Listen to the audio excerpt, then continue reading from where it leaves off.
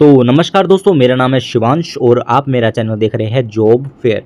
तो समीर यानी society for applied microwave electronics engineering and research की तरफ से जो है यहाँ पर जॉब नोटिफिकेशन रिलीज हुआ है। ठीक है, ITI diploma, BTech, MTech, bachelor of engineering और एमएससी इन इलेक्ट्रॉनिक्स पास जो कैंडिडेट्स हैं उनके लिए जो है ये रिक्रूटमेंट जो है रिलीज हुआ है। बात कर लेते हैं पहले पोस्ट के बारे में।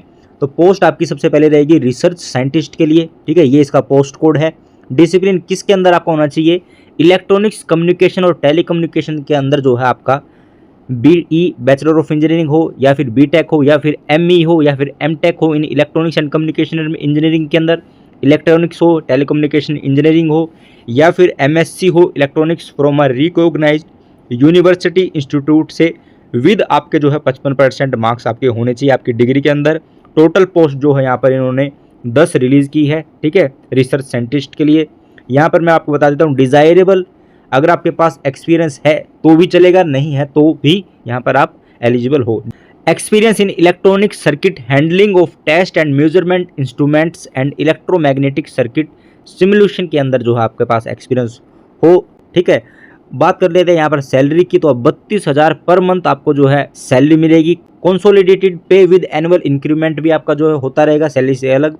ड्यूरेशन आपकी क्या रहने वाली है? जो प्रोजेक्ट है यहाँ पर आपका जो 2 year of duration of the project which ever earlier. ठीक है, 2 साल का तो है ही।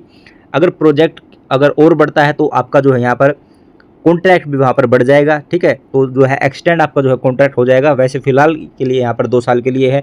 एज लिमिट की बात करें तो 30 साल यहाँ पर रखी गई है। ठीक है, अगली पोस्ट की बात करें तो पोस्ट है यहाँ पर प्रोजेक्ट असिस्टेंट ए के लिए। ठीक है, यहाँ पर जो है डिप्लोमा वालों के लिए है ये इसका जो है पोस्ट कोड है। डिसिप्लिन इलेक्ट्रॉनिक्स, कम्युनिकेशन और टेलीकम्युनिकेशन के अंदर नंबर ऑफ पोस्ट 4 रिलीज़ की गई है। क्वालिफिकेशन आपके पास क्या होनी चाहिए? डिप्लोमा हो आपके पास इन इलेक्ट्रॉनिक्स के इंजीनियरिंग के अंदर, इलेक्ट्रॉनिक्स के अंदर या फिर communication engineering, electronics and telecommunication engineering और इक्विवेलेंट 3 ईयर का कोर्स आपके पास हो। ठीक है, from a recognised university institute से 55% जो आपकी जो है आपके डिप्लोमा के अंदर आपकी मार्क्स होने चाहिए। ठीक है, तो ही यहाँ पर आप एलिजिबल होगे। डिज़ायरेबल यहाँ पर क्या है कि experience in electronic circuit assembly and handling of test and measurement instrument के अंदर आपका एक्सपीरियंस होना चाहिए। रेम्युनरेशन सैलरी 19,000 पर मंथ आपको सैलरी मिलेगी। कंसोलिडेटेड पे विद एनुअल इंक्रीमेंट आपका होता रहेगा। ठीक है, ड्यूरेशन 2 साल और duration of project which ever earlier. ठीक है, एज लिमिट 25 साल रखी गई है।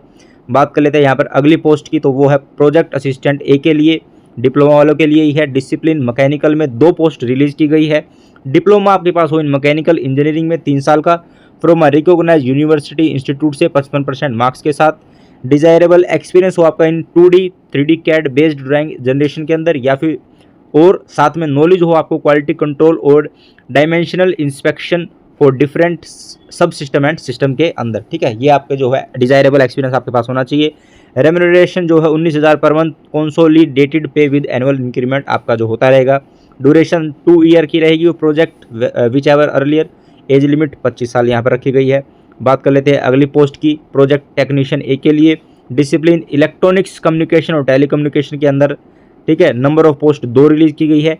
इसके अंदर आपको क्या है, आईटीआई आपके पास है, candidate should have passed ITI in relevant trade के अंदर रिकॉग्नाइज्ड इंस्टीट्यूशन या फिर टेक्निकल बोर्ड से आपके पास होना चाहिए, एनसीवीटी बोर्ड से विद 55% मार्क्स के साथ। ठीक है, आईटीआई आपकी जो है इलेक्ट्रॉनिक्स में हो या फिर कम्युनिकेशन ट्रेड के अंदर जो भी आती है उसमें हो या टेलीकम्युनिकेशन के अंदर हो तो आप जो है यहाँ पर एलिजिबल हो जाओगे।